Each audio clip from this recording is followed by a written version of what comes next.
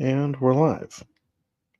Good morning and hello to my ladies, gentlemen, extraterrestrials, hobbits, and cryptids to another episode of Scuttlebutt with the Phill. This is a bonus episode that I've been kicking around for a little while. We'll definitely be exploring more of the lore of the Dragonriders of Pern series next year and beyond. So I hope you definitely like, comment, and subscribe so that you can make sure we pop up more in your feed. So, anyway. Without further ado, we'll be hopping right into it. So, the novels are the Dragonriders of Pern are a series of novels written by Anne McCaffrey, and they're essentially like her major work and like her magnum opus. There's several books in the entire series. They are carried on from a couple of her children that try to pick it up afterwards, and I've not read those just yet, but I'm looking forward to it. I know there's a lot of criticism among the fandom about them, but I mean, there's a lot of criticism among fans about children of very influential authors who kind of carry on the mantle after the fact and kind of meet sort of middling to sort of okay or good success. What comes to mind is Frank Herbert's son, Brian Herbert, and his partnership with Kevin J. Anderson with the continuation of the Dune books. And then there's, Christopher Tolkien and, his continuation of at least promoting the Tolkien lore and kind of publishing other wider elements beyond just the core, few books that are in that series. So, I mean, there's a precedent for it. And, I don't blame Todd McCaffrey at all for wanting to pick it up and do his own thing with it. And I'm like I said, I'm looking forward to seeing and giving him a fair shake. So at some point I will. But beyond that, I do want to do a thing where I could maybe review specific books at certain points. I don't want this channel to become a book review, movie review, or TV show review show. Those will be kind of incidental, as the show goes on. I think I'm going to keep those sort of things isolated to like the short part of my channel.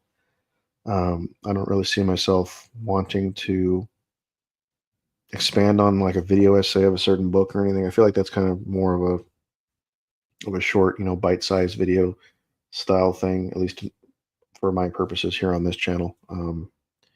Yeah, I don't see myself wanting to do that at any point, but you never know. Things can change.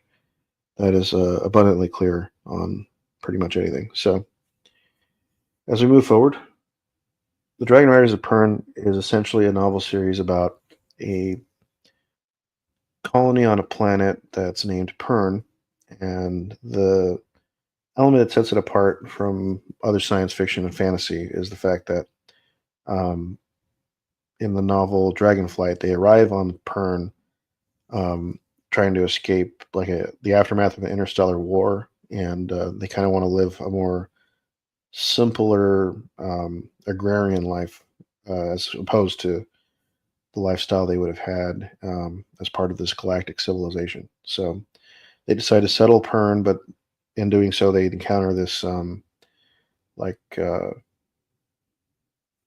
I don't know what you want to call it, like a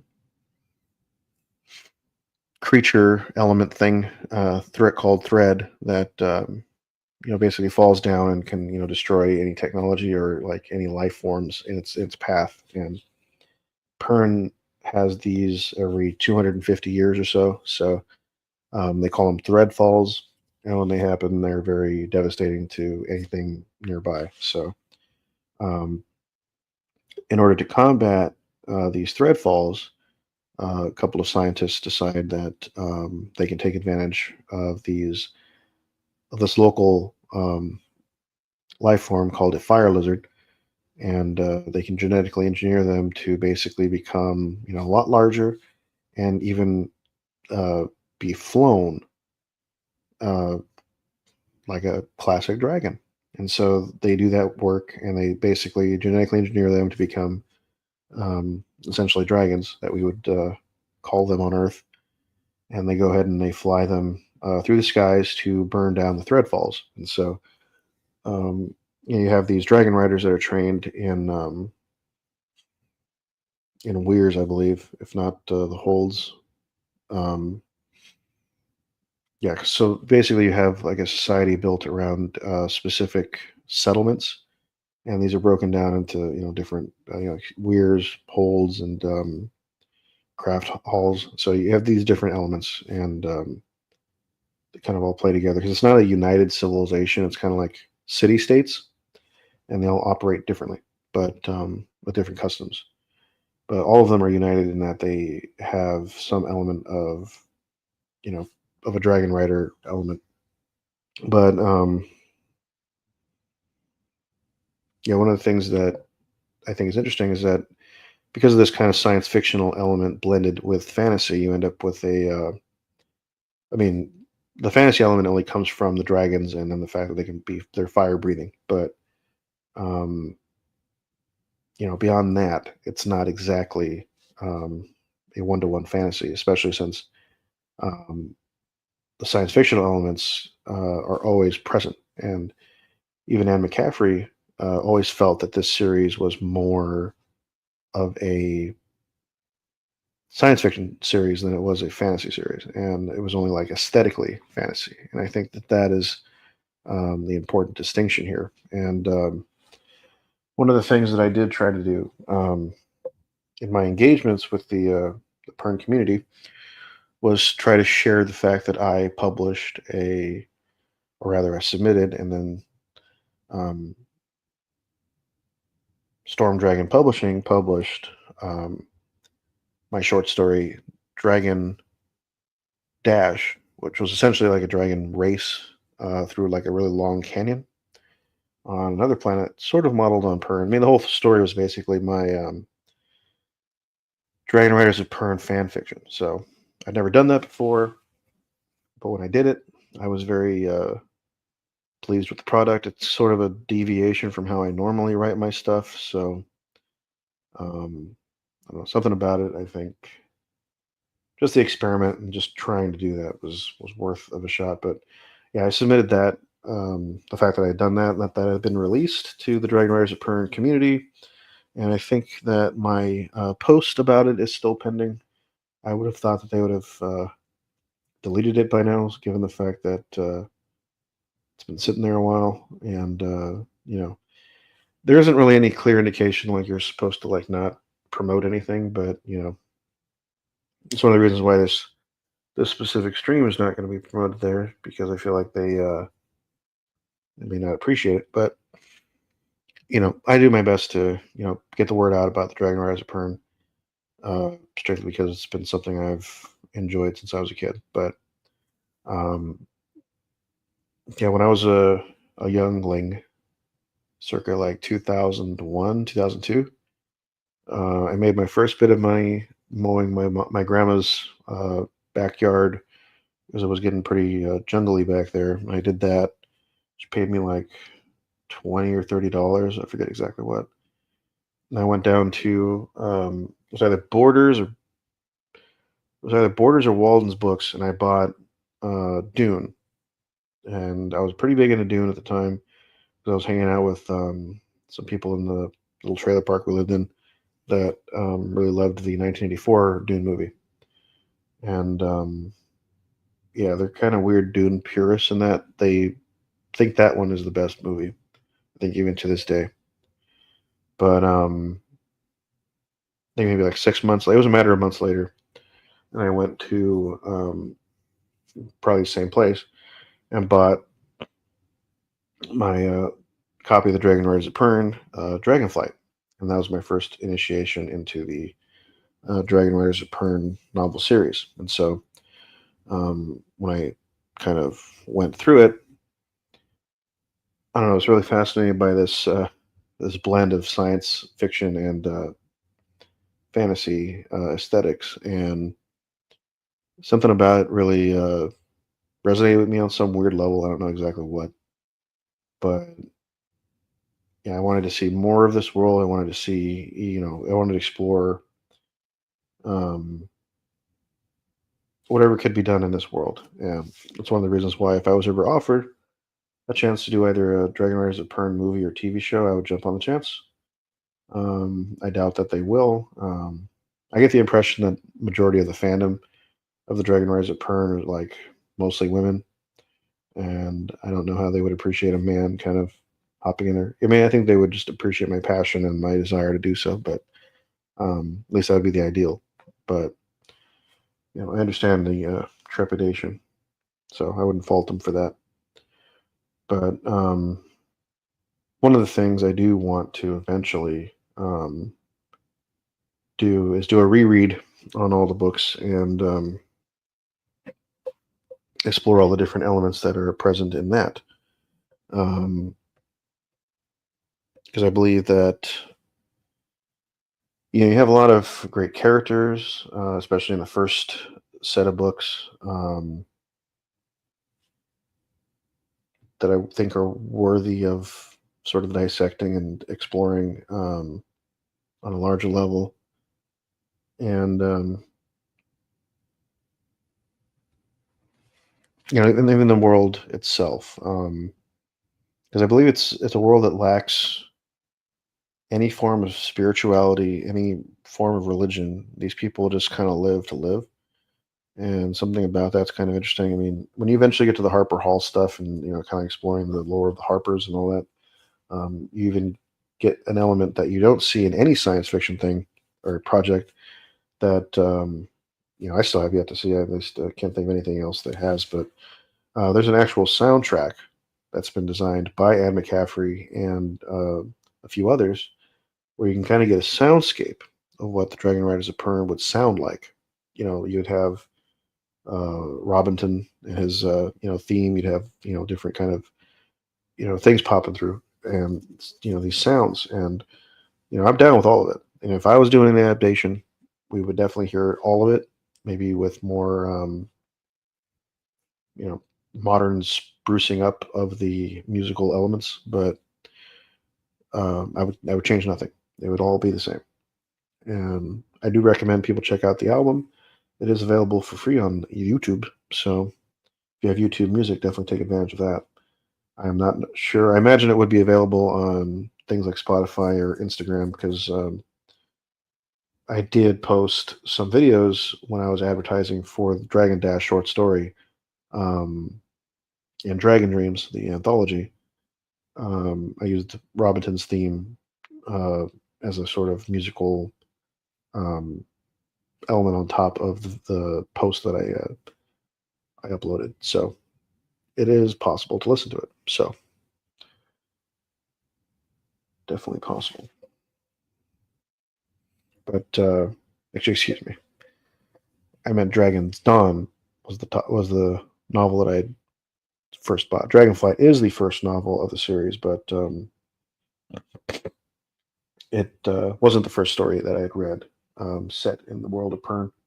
So definitely keep that in mind, since I'm already kind of mixing some stuff up by accident. But then again, there's a lot of these titles that kind of can be confused if you are of the dyslexic variety, which I don't think I am, but periodically I do mix things up, and obviously dyslexia is more than just mixing things up, but still.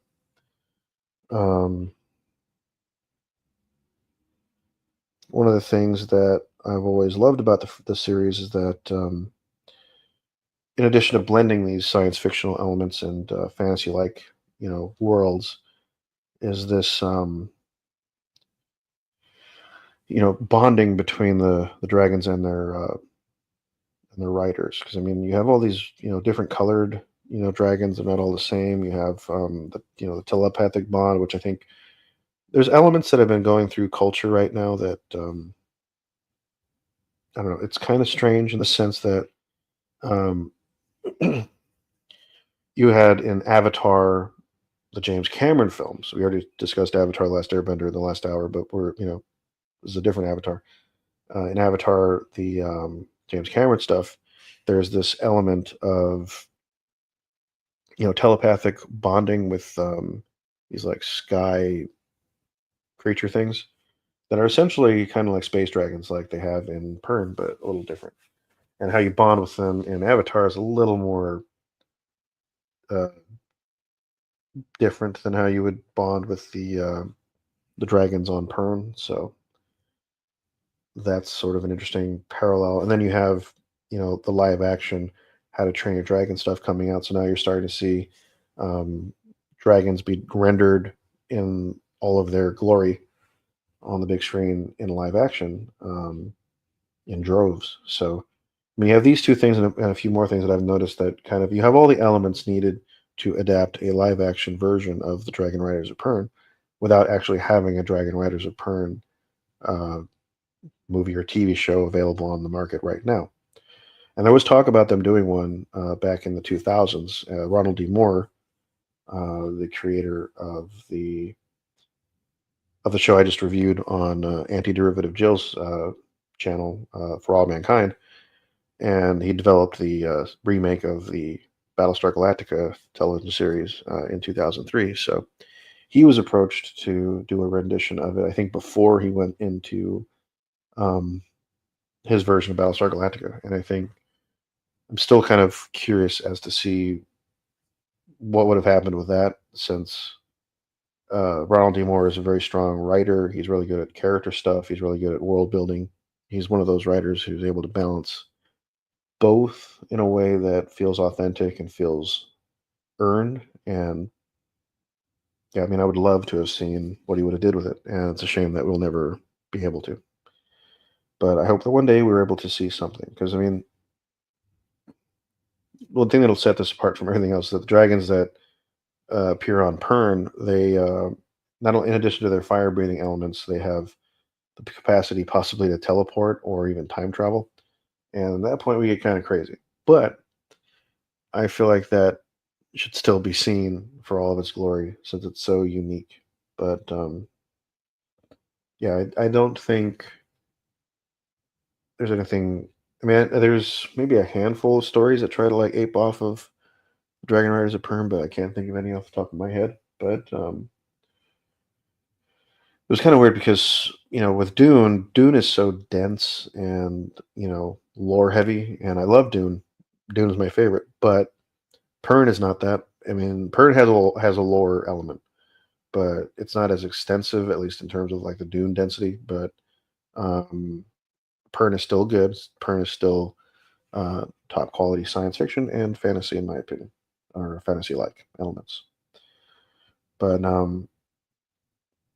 there's a lot of great themes that carry their way through Pern. I mean, you have duty and responsibility, the commitment of the Dragon Riders to protecting Pern, this idea of resilience and adaptability in this kind of hostile environment with threatfalls occurring and kind of setting them back every, few centuries. And, you know, the one problem with Pern, I think, is a similar problem that you run into in Lord of the Rings, where one of the major themes is that technology is sort of ephemeral and possibly dastardly if it's misused.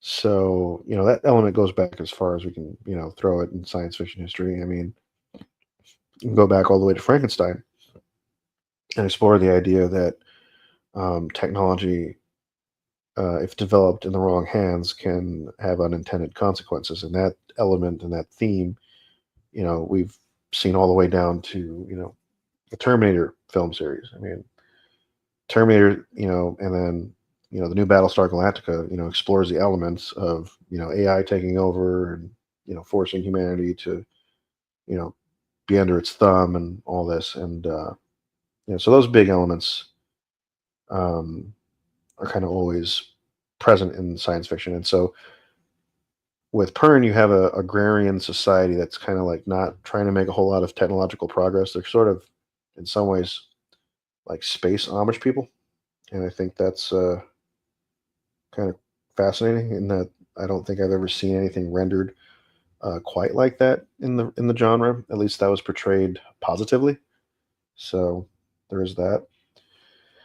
But even beyond that, I mean, you have the balance between tradition and innovation that kind of permeates the whole series, particularly with the rediscovery of some lost technology on occasion. And seeing where that goes. But I think the thing that twisted it for me was the fact that the origins of the Pernese settlers were as a spacefaring colony group, and they were meant to go to Pern. And Pern even has as a designation because it's not you know it's not like a random word thrown out. It's actually like it means something. Like if I remember correctly, it's like planetary.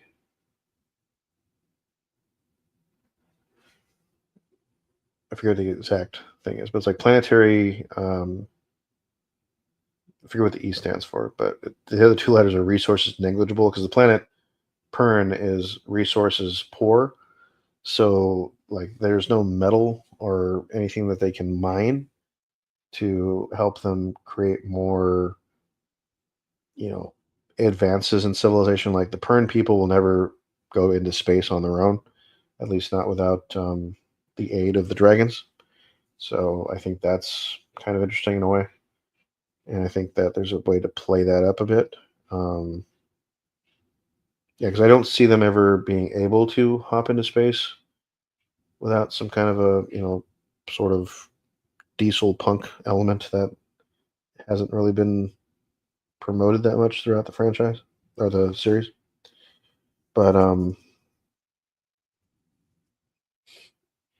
the thing that's interesting about it too is that even though it's a science fiction series, the fantastical elements that are present throughout are very common in fantasy, but um, there's a different spin on them that make it completely. They set the expectations in a different direction because you have the dragons, of course, that are these magical creatures that still maintain that even though there's origins are in something that came from science and genetic engineering and stuff like that. So I find that kind of fascinating. And then the weirs are kind of quasi medieval fortress, even with a fantastical hierarchy of people that run it. And I think that's kind of interesting. I would definitely like to see how that's rendered in real life because you can kind of see it as sort of a like a medieval kingdom, sort of like a moat, and everything's it's shielded and kept from the outside world. That's why these things are like everywhere on Pern is mostly city states. But you also have this wider discussion or wider portrayal of blending the myth and reality together. If I remember correctly, I think there is no written like history. It's mostly like oral histories passed down from one person to the other, but it's oral history passed through music, and that's what kind of the Harpers do throughout the whole series. Is they keep the history going through these songs, and I don't know. I think that's kind of fascinating. I think it's kind of beautiful too. The importance of art in this world is very fascinating. But we get into characters too. Every character, I think, for the most part, especially in the first trilogy, is like strong and resourceful. And you have Lessa, Flar, and Manali. So we get into all of that, their story, and exploring those elements. I think you kind of get into discussions of interpersonal relationships, including the complexities of Dragon Rider partnerships and what that happens between Dragon Riders and the dragons themselves, and then between the Dragon Riders as well. So. Um, there's a fascinating exploration of the gender roles that are involved with that and the power dynamics that could be explored between um, all those characters and the dragons. This is a thread throughout the entire series, but yeah, I'm really hoping to kind of dive in one book at a time. I want to start from Dragon Flight, the first book in the series, and then work my way forward. Strictly because I feel like when I read it the first time, I read it kind of out of order, so I want to read it in an actual order that it was intended. Um, and I think that's where you start. The Dragon's Dawn story is a prequel, but I don't think I would approach it chronologically. I think I would probably wait on that, so I wouldn't make the same mistake as I made the first time. But yeah, I don't think I don't think I'm the kind of person that would just sit around and let Dragonriders of Pern not be talked about. As you see here, I'm doing my best to bring attention to this series, since I know there's a few people that do talk about it, but I don't feel like it's talked about enough. I mean, you have always this, wider discussion about Game of Thrones, Lord of the Rings, Harry Potter, and the like. But yeah, the Dragonriders of Pern, it's barely talked about, and I think that's a shame. And I don't agree. I think it should be discussed. But I think there could be a TV show where they kind of build on the theme of this battle between progressivism and traditionalism, and kind of seeing where that goes.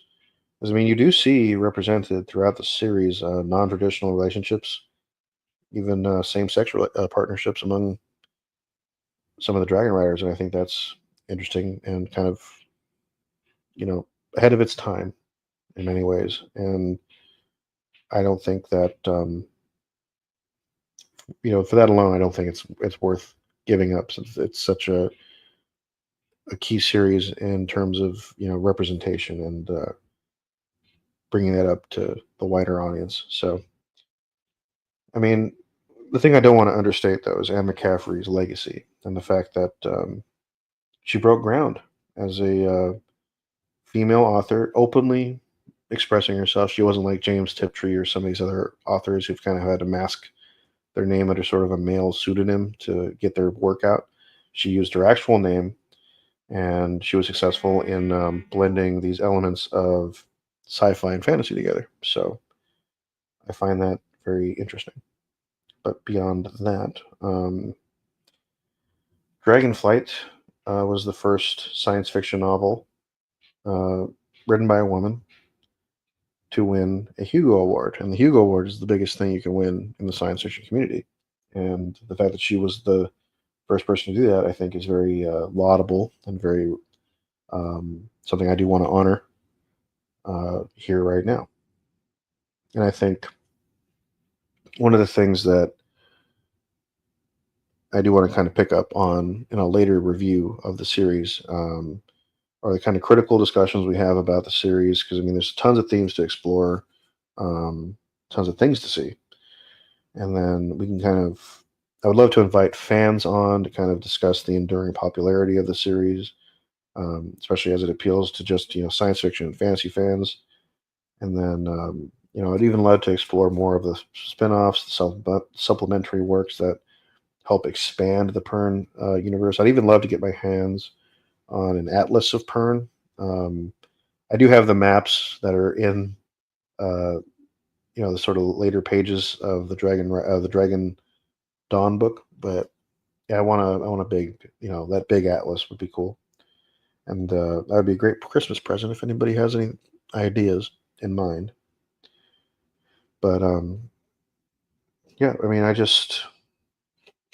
the series is underrated, and I want to see more of it. I feel like the way I would do it would be pretty, pretty cool. We'll say that. I've thought about it for a while, so there may or may not be a screenplay I wrote laying around sometime soon. That if anybody comes by the old pod bay doors, I'll be sure to shoot it their way.